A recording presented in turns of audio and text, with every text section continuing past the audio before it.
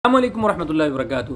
دوستانو دا ویډیو د فیاض خان د پاره ده کم چې ځان مشهورول غواړي. زمونږ په پاکستان کې دوستانو یو رواج دی چې کم سړی ځان مشهوروي نو هغه په علماء کرامو پسې چې خبرې وکړي نو هغه بیا ډېر زر مشهورېږي.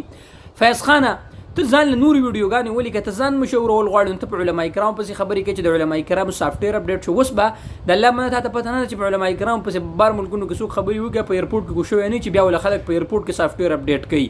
دا یاد ساته ګوره، ته خو په یورپ کې اوسېږي او د علماء کرامو پسې خبرې کوي چې د علماء کرامو کم عقله سړیه علما ته ته پته ده چې د کرونا وایرس د مرض نه پس د ټولو نه زیات چې چا د حکومت د قوانینو باندې عمل کړی دی نو هغه مدرسې دي او هغه جوماتونه دي او علماء کرام دي. کم عقل سړیه ته ګورې نه چې دغه وزیران او دغه ستا خلک کم چې ستا طبقې واله دی په دغه اجلاسونو کې دوی د کرونا چې کم احتیاطي تدابیر دي دوی په هغې باندې عمل کړی دی نه دی کړی، لیکن عمل الحمدلله اوس هم په مدرسو کې کلم چې د کرونا وایرس وبا راله نو مدرسې د ټولو نه اول بندې شوې. په قانون باندې دغه علماء کرام عمل وکړي. نن ته په علماء کرامو پسې خبرې کوي چې د علماء کرامو سافټویر اپډیټ شو.